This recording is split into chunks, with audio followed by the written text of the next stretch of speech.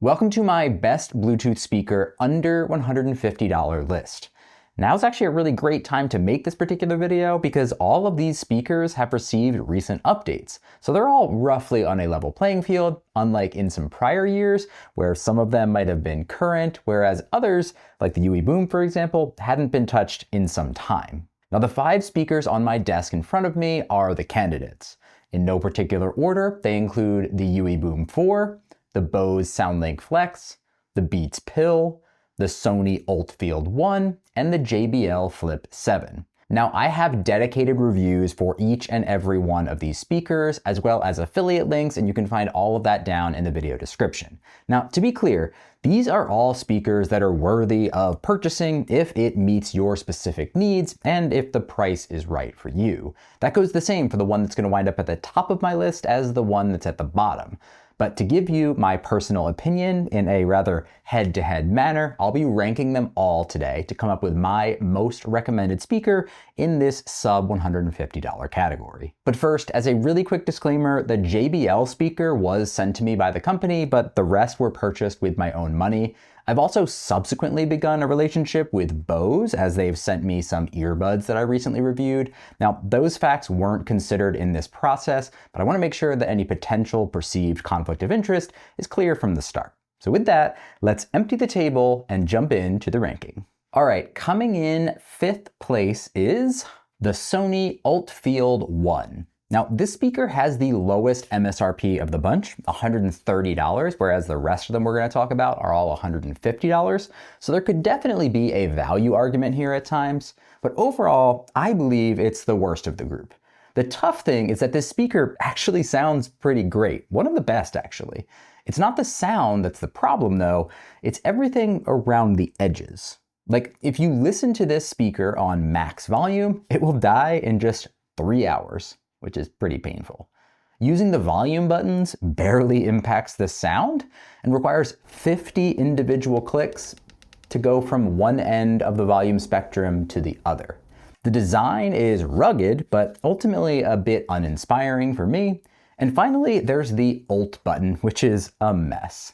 You need to watch the full review to hear all the ways that this button becomes a headache when using the speaker. It is truly remarkable. Now, I don't hate this speaker, but for me, it's the worst one.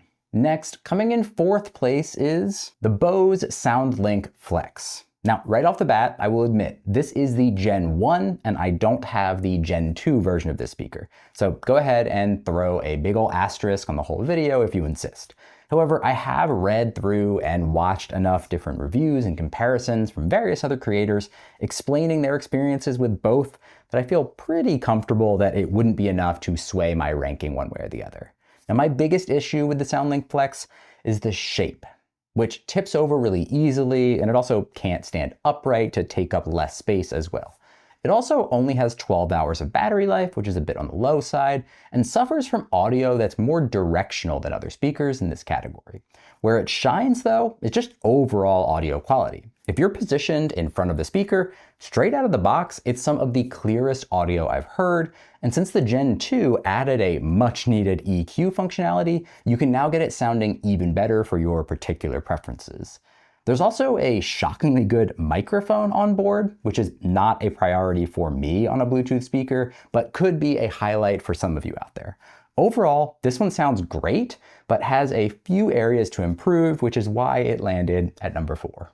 This whole list is very competitive, but as we get to speaker number 3 on our list, we're really starting to get into the territory where you've got to make some nitpicky comparisons to find a winner. Number 3 on my list is the Beats Pill. Now, this speaker sounds awesome and has the best battery life of any of the speakers we're talking about today by far. It can last up to 24 hours on a single charge and can serve as a battery bank to power your phone as well on the go. It's also an Apple product, so it's got the direct Apple integrations that you find on things like AirPods, and that's really useful for people that are in the Apple ecosystem, but doesn't really matter to anyone else. However, the single biggest issue with the Pill, in my opinion, is the lack of an adjustable EQ. Now, Apple pretty much refuses to allow you to make EQ adjustments on their speakers or headphones, insisting that their algorithms know best, which is very, very frustrating. The shape is also not my favorite. Again, there's no way to stand it up or position it in any other way. For some folks though, this would easily top their list for the battery alone, and I would not blame them. But I like the last two even more personally. That brings us to the runner-up on my list, which is the UE Boom. Now, there was a point where I never thought that a speaker would dethrone the UE Boom as my personal favorite.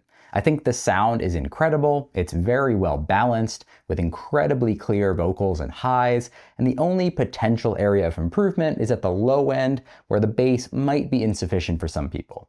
The sound is 360 degrees, meaning that you can just drop it anywhere, not worry about which way it's pointing, and it will sound great to everyone.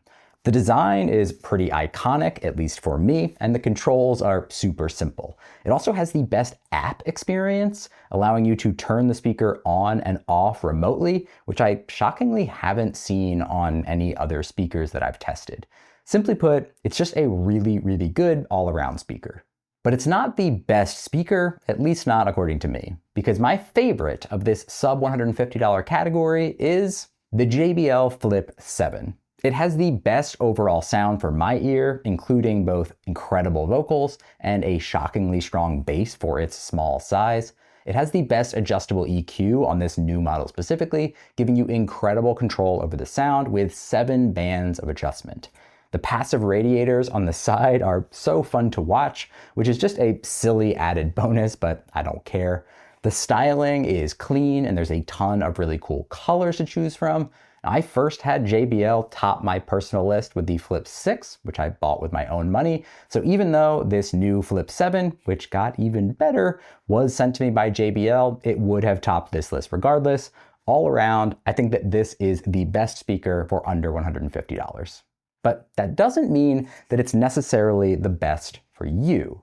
So let me know which of these is your personal favorite, or maybe just provide me your own personal ranking of these 5 in the comments if you'd like to do so. Also, let me know what category of speakers you'd like me to review next. Do you want bigger, more premium speakers, or small, ultra portable ones, or maybe some other category entirely? Let me know and I'll see what I can do. Thank you so much for watching. I'll see you in the next one.